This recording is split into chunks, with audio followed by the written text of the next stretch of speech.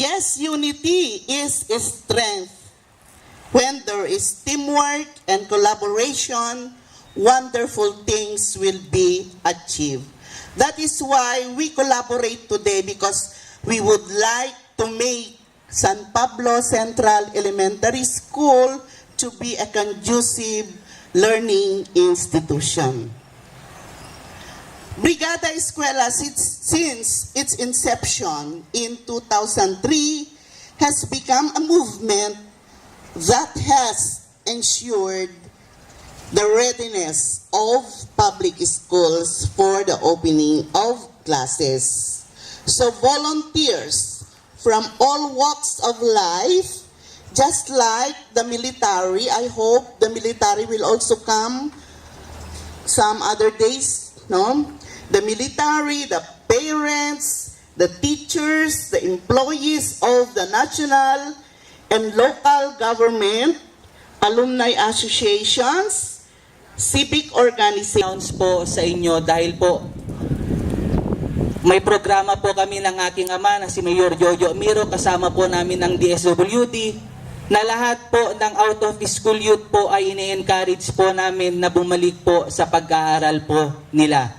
Alam po ninyo, nung nagpa-meeting po kami, nung tinawag po namin yung mga out of school youth po dito sa bayan ng San Pablo, kaya po ito po yung tamang pagkakataon na makausap ko po yung mga teachers dito sa ating bayan. Dahil po, nung tinawag ko po yung mga out of school youth, tinanong ko po sila kung anong pangarap po nila sa buhay nila. Ang sinabi po nila, mag-igib. May mga nagsabi din po sa kanila na pumunta po sa Komang. Alam po ba ninyo yung Komang? Palayan. Pumunta po sa Palayan. Wala po. The big bang of DepEd will now commence, and we shall be welcoming millions of students from kindergarten to grade 12. On June 4, we'll have the first day of the school year 2018-2019. That's the reason why we are here, and that's the reason why the entire country, the entire public education system will be reporting in the different public schools, because we wanted to ensure the smooth, hassle-free, and no responsibility for children to have the first hour as the contact time or instructional time. When I was in elementary, my parents, which is the Adopt a School program, which the Brigada Eskwela has been conceptualized, the opening of every school year is already hassle-free for school children. They will no longer clean the surroundings, cut the tall grasses, and wipe the dirt in their desk and inside the classroom. The reason why we are here is that we wanted to have a child-friendly classroom, a child-friendly school, and a child-friendly environment. When we should be proud of this. We should be proud of this. Our Department of Education is continuously evolving. It is so dynamic that we wanted to bring the best for our children. Last night, I attended a meeting with the Gawad Kalinga with some principals of chosen districts in the entire Isabela. The reason why we are there is to innovate, to create resourcefulness, and to bring new to the breeding program of our Department of Education. So by next school year, we will be partnering with the Gawad Kalinga, piloting in 4 districts in the 4 congressional districts of Isabela, and we will be establishing Kalinga, kusina ng Kalinga, to optimize, to maximize, and bring new color to the feeding program of the Department of Education. Sabi niya, why we are not look for a school that we could really help and assist, something that we could bring change to that institution. If my mind is so closed, then I will always insist, no, I wanted to have a very beautiful kick-off. I wanted to go to the Brigada Eskwela awardee in the regional office. But somebody is telling me, let's innovate. Let's do something different. And I appreciate the people that I work with because they wanted to bring new idea on the table. And that should be the attitude of every leader, to entertain the different ideas of people. Because if you wanted to bring change, you should always welcome the idea of people who are thinking differently. So salamat, and I really appreciate the courageousness of Sir Gasingan and the principal to bring us here, to open the door of their school so that we could share our assistance and we could share whatever resources that we have.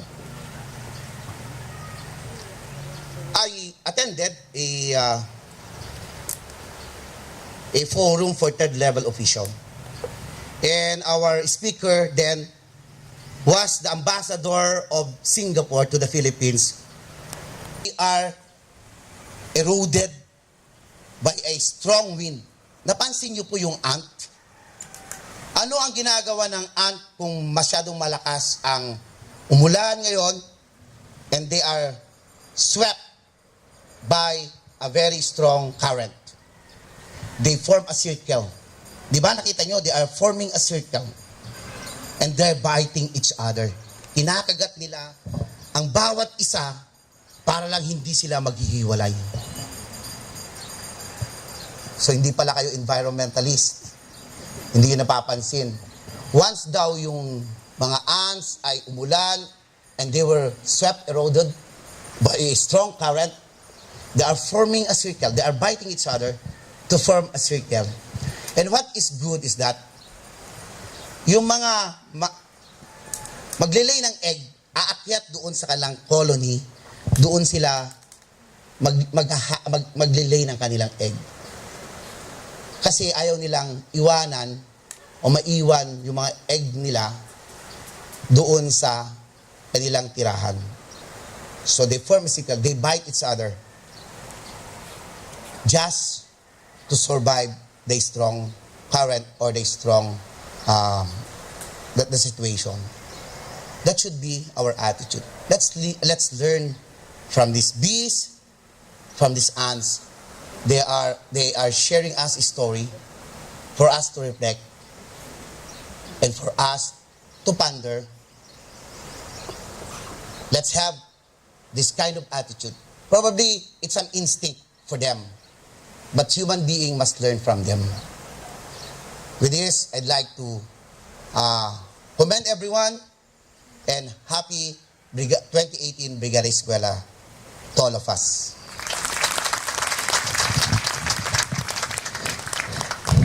Thank you very much, sir, for that heart-touching insights and motivational message. And I would like to thank also for your commitment to the Schools Division of Isabela in the conduct of the 2018 Brigada Eskwela inspired by the theme Pagkakaisa para sa Pula, Ligtas at Matatag na Paralan tungo sa magandang kinabukasan.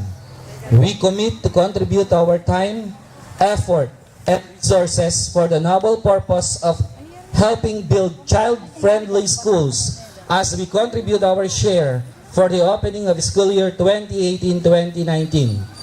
Unequivocally, we express our active involvement and initiatives to make schools resilient, disaster-free, and conducive to all Isabeleño learners, as we likewise pledge to work in synchronized effort with school heads and other stakeholders and volunteers.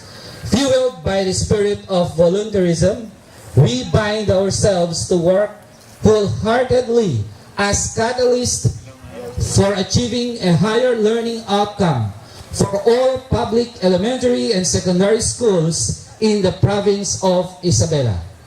Thank you very much. Ceremonial tayong dalawa, wala naman si Mayor na. You're representing the LG. So friends, you are now witnessing the signing of the commitment support.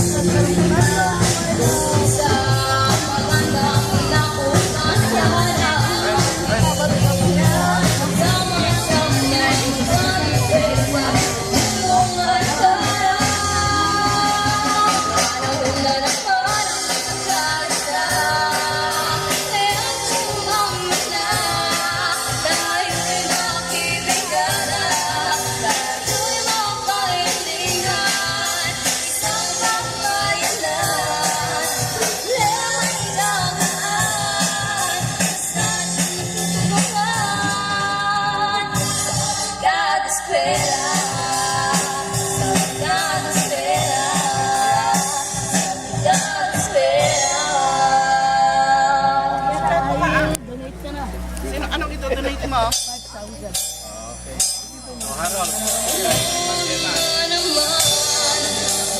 Of SDO Isabela, I now declare the 2018 Brigada Eskwela open.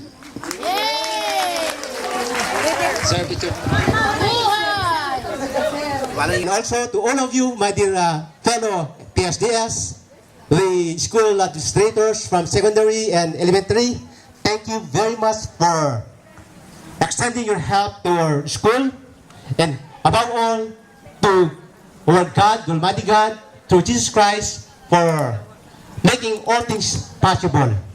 Thank you, and God bless us all.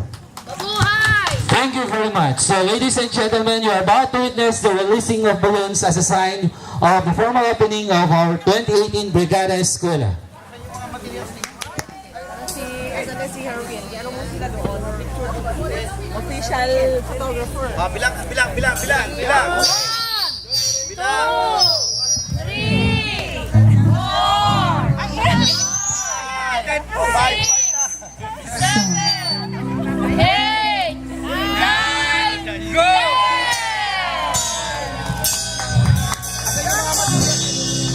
Go!